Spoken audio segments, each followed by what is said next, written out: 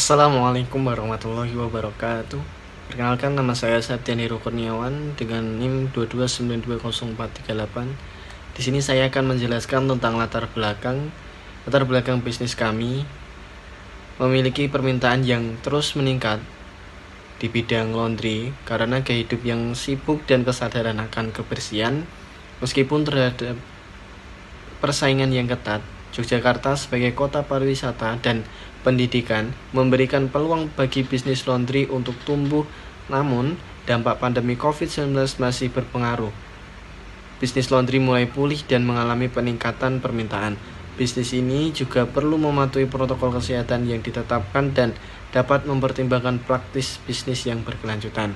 Manfaat SKP. Yang pertama, mengidentifikasikan potensi keberhasilan. Yang kedua, mengurangi resiko. Yang ketiga, menentukan kebutuhan sumber daya. Yang keempat, mengidentifikasi potensi pasar. Dengan pemahaman yang baik tentang potensi pasar, pengusaha dapat merancang strategi pemasaran dan penjualan yang efektif. Selanjutnya adalah segmen pasar dan pemasaran. Pasar yang dituju, yang pertama adalah segmenting, yang menjadi segmen bisnis laundry adalah dari segmentasi demografis, yaitu masyarakat menengah ke atas dengan rentang usia dewasa. Target pasar kita adalah laki-laki dan perempuan, yaitu mahasiswa dan pegawai kantoran dengan usia 17-55 tahun yang tidak memiliki waktu untuk mencuci pakaian dan mereka menginginkan pakaiannya bersih. 3, yaitu positioning.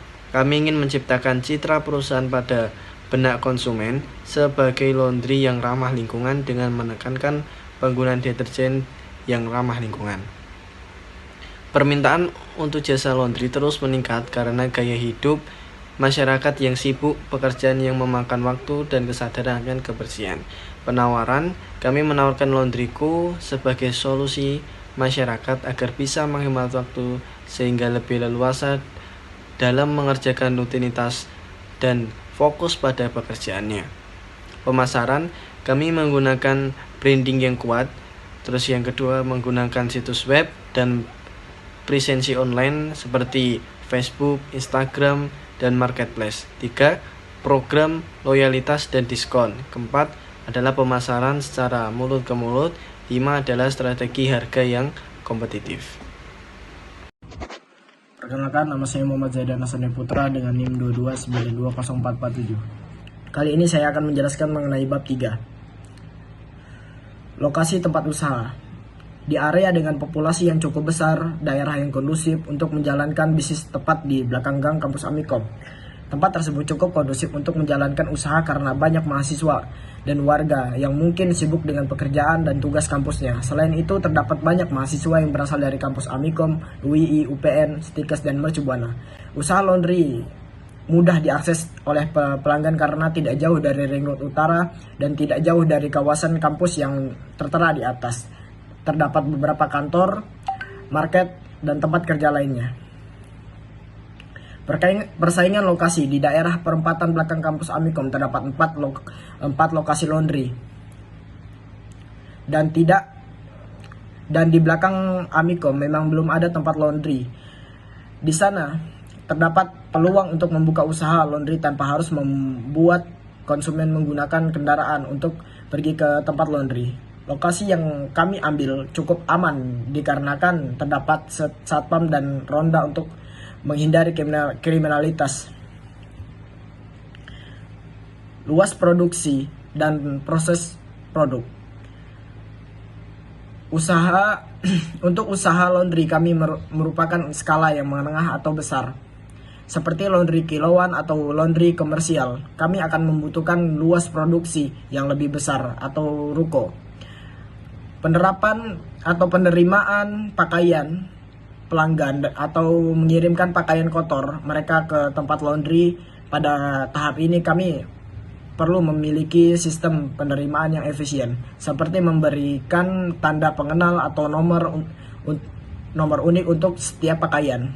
Pakaian yang diterima kemudian diurai dan disortir berdasarkan jenis warna dan instruksi dari pelanggan. Tujuan dari tahapan ini adalah memisahkan pakaian yang membutuhkan perlakuan khusus seperti dry cleaning dan pemutihan. Pakaian yang ditempatkan dalam mesin cuci yang sesuai dengan jenis dan warnanya. Kami akan menggunakan deterjen dan bahan pembersih lainnya sesuai dengan kebutuhan. Setelah dicuci, pakaian dipindahkan ke mesin pengering atau dijemur secara alami jika cuaca memungkinkan. Pengeringan harus dilakukan dengan hati-hati untuk menghindari kerusakan atau penyusutan pada pakaian. Pakaian yang sudah kering kemudian disetrika dan dilipat jika permintaan khusus dari pelanggan, seperti penyetrikaan khusus untuk penggunaan hanger. Itu juga akan dilakukan pada tahap ini. Setelah itu, pakaian bersih dikemas sesuai dengan instruksi pelanggan atau siap untuk diambil oleh pelanggan. Tata letak layout.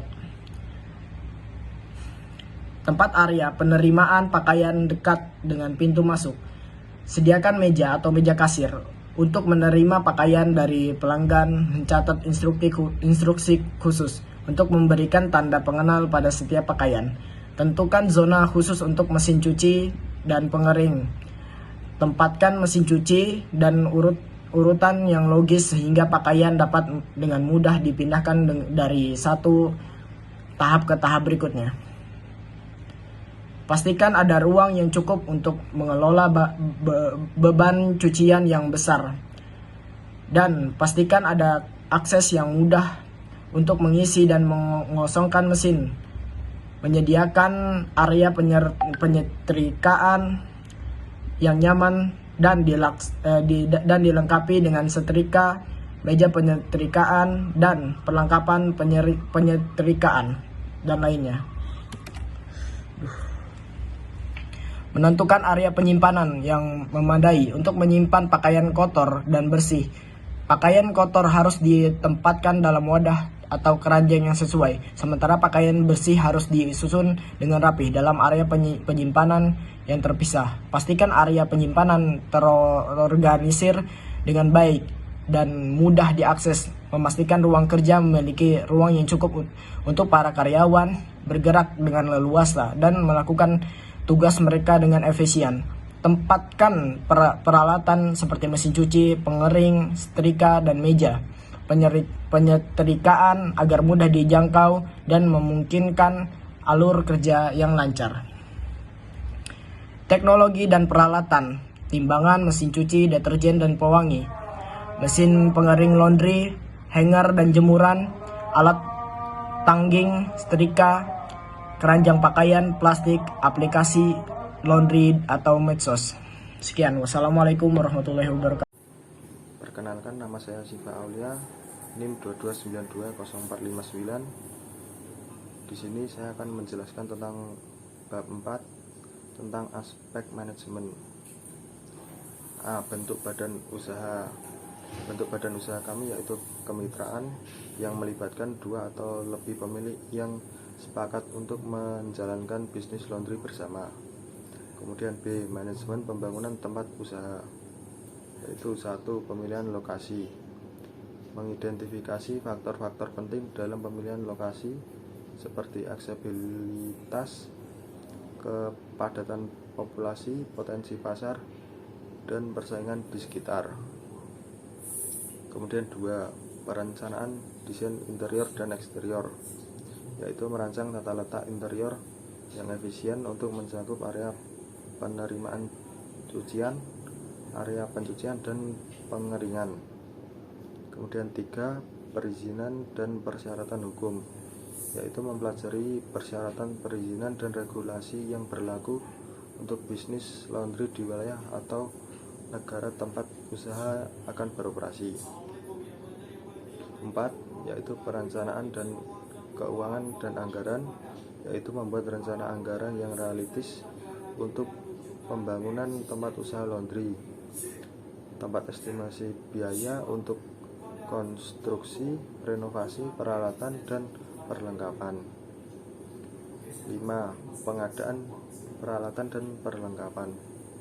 yaitu mengidentifikasi dan memilih peralatan dan perlengkapan yang sesuai dengan kebutuhan operasional bisnis laundry. Dan C. Manajemen dalam operasi.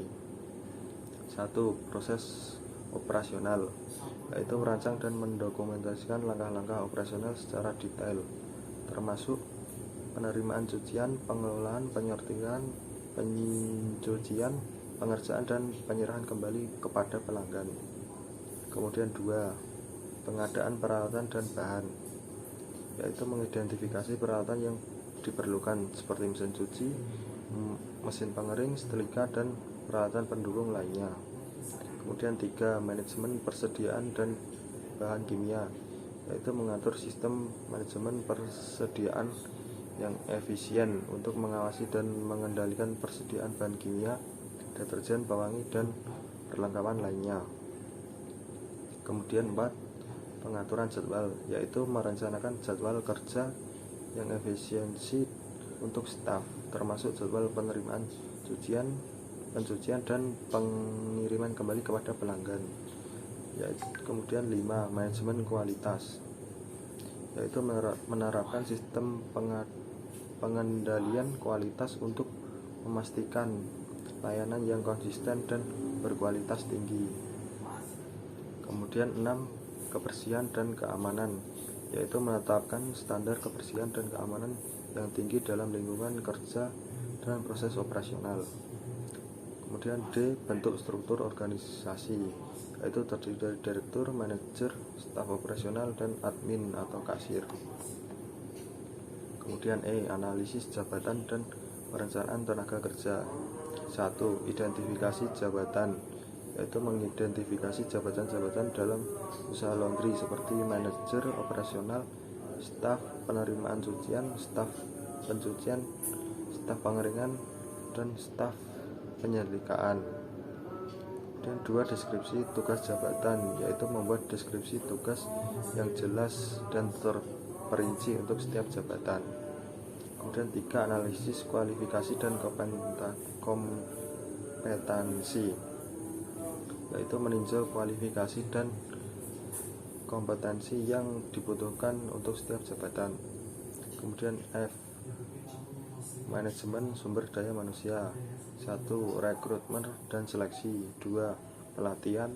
3. Kompensasi dan benefit. 4. Kebijakan dan peraturan.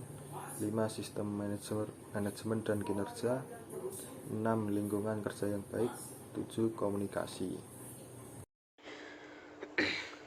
Assalamualaikum warahmatullahi wabarakatuh. Saya Ludi Waslioso dengan NIM 2292044 ingin membahas atau mempresentasikan dari bab 5, yaitu aspek ekonomi dan sosial. Dalam aspek ekonomi, usaha laundry kami memiliki dampak signifikan terhadap ekonomi. Adapun dampak umum yang terkait adalah 1. Penciptaan lapangan kerja. Secara tidak langsung, usaha laundry membutuhkan tenaga kerja untuk melakukan penyucian, penyetrikaan, dan pengiriman pakaian kepada pelanggan. Yang dampak kedua yaitu mendorong pertumbuhan industri terkait seperti pabrik deterjen, produsen mesin cuci, dan produsen perlengkapan laundry lainnya. 3. Peningkatan daya beli.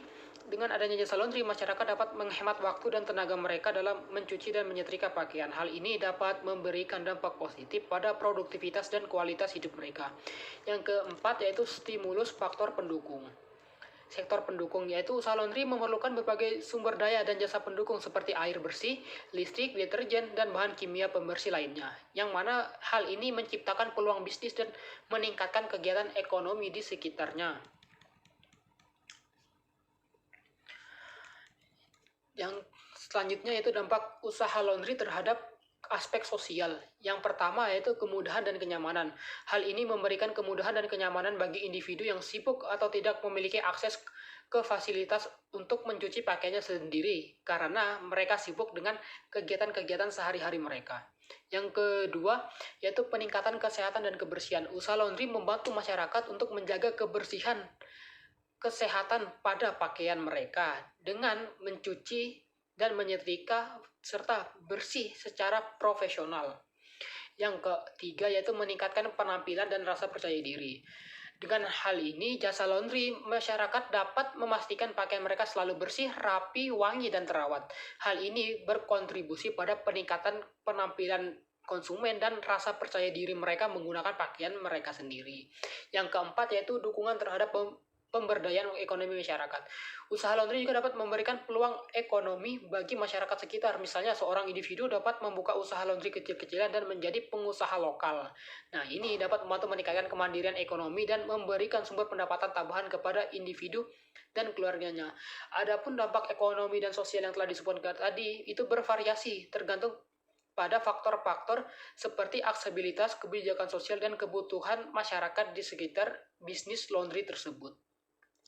Sekian dari saya untuk bab 5. Wassalamualaikum warahmatullahi wabarakatuh. Assalamualaikum warahmatullahi wabarakatuh. Perkenalkan, nama saya Abdul Rahman Arifin, kerap dipanggil Arifin dengan NIM 22920424. Di sini pada bab 6 aspek ekonomi dan sosial pada dampak terhadap lingkungan hidup dan isu global warming. Yang pertama yaitu mengadopsi praktik berkelanjutan menggunakan peralatan yang efisien energi dan air. Kemudian yang kedua, mengelola limbah dengan benar, mendaur ulang pakaian yang tidak bisa lagi digunakan. Kemudian yang ketiga, pencemaran air dan udara, menggunakan teknologi yang mengurangi emisi dan polusi air. Kemudian poin keempat yaitu meningkatkan kesadaran konsumen, edukasi konsumen tentang pentingnya mencuci dengan bijak, seperti mencuci hanya ketika diperlukan. Kemudian poin B yaitu penyerapan tenaga kerja. Bisnis laundryku kami memberikan kontribusi yang signifikan terhadap tenaga kerja 12 orang. Dalam bisnis laundryku, kami skala menengah ke atas. Penyerapan tenaga kerja dapat mencakup berbagai peran dan tingkat keterampilan serta memperkecil angka pengangguran masyarakat. Kemudian pada C, yaitu dampak terhadap lingkungan masyarakat. Bisnis laundry pada skala menengah ke atas kami yaitu juga memiliki dampak terhadap lingkungan masyarakat di sekitarnya. Beberapa dampak tersebut meliputi seperti pengurangan penggunaan air bersih. Bisnis laundry yang menggunakan teknologi dan peralatan yang efisien dapat mengurangi penggunaan air bersih. Kemudian poin kedua yaitu pengurangan emisi gas rumah kaca. Bisnis laundry yang mengadopsi peralatan energi efisien dan mempertimbangkan praktik berkelanjutan dapat membantu mengurangi emisi gas rumah kaca. Kemudian yang ketiga, manajemen limbah yang baik, yakni dengan mengelola limbah dengan baik, bisnis laundryku kami dapat mengurangi dampak negatif tersebut pada lingkungan masyarakat. Kemudian poin keempat yaitu kesadaran lingkungan. Bisnis laundry dapat memainkan peran penting dalam meningkatkan kesadaran lingkungan di masyarakat dengan mempromosikan praktik-praktik berkelanjutan. Kemudian yang kelima yaitu penyerapan tenaga kerja lokal. Dengan memberikan peluang kerja kepada masyarakat setempat dapat memberikan dampak positif pada ekonomi lokal dan kesejahteraan masyarakat. Kemudian yang terakhir yaitu dampak terhadap industri lain, yakni sebagai dampaknya industri pemasok dapat mengalami pertumbuhan dan berkembang lebih lanjut seperti yang pertama yaitu industri peralatan laundry. Bisnis laundry pada skala menengah ke atas kami biasanya menggunakan peralatan laundry komersial yang lebih besar dan canggih. Permintaan yang tinggi dari bisnis laundry dapat memberikan dorongan bagi industri peralatan laundry untuk mengembangkan dan memperbaiki teknologi mereka. Kemudian yang kedua yaitu industri teknologi informasi. Penggunaan sistem manajemen laundry berbasis komputer dan teknologi IoT semakin umum. Permintaan akan solusi perangkat lunak dan perangkat keras terkait dapat memberikan dampak positif pada industri teknologi informasi. Kemudian yang ketiga, industri jasa pendukung. Laundryku kerap membutuhkan layanan pendukung seperti perbaikan dan pemeliharaan peralatan, jasa pengiriman, jasa kebersihan, dan jasa logistik. Kemudian yang keempat yaitu industri Assalamualaikum warahmatullahi wabarakatuh. Balik lagi dengan saya Ludi Waslioso, yaitu akan mempresentasikan tentang bab 7. Yang mana bab 7 ini ada kesimpulan dan saran. Yang pertama kesimpulan. Dari analisis beberapa faktor bisnis laundry dapat dikatakan baik dan layak untuk dijalankan. Terlebih lagi di wilayah perkotaan, yang mana dekat dengan para pekerja kantoran dan dekat dengan para mahasiswa. Sehingga ini dapat meningkatkan pada keinginan masyarakat untuk lebih meningkatkan gaya hidup bersih dan sehat.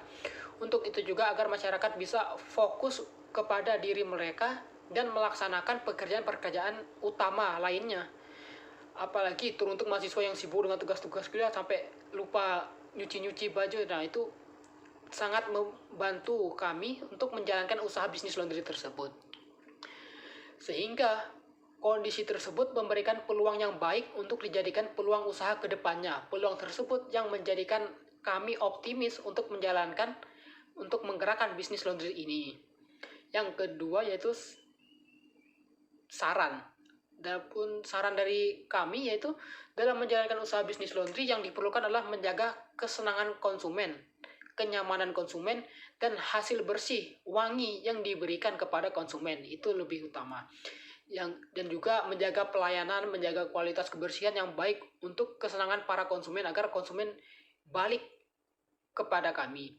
Dan selanjutnya yang perlu diperhatikan lebih penting yaitu di mana tempat pembuangan limbah cair domestik.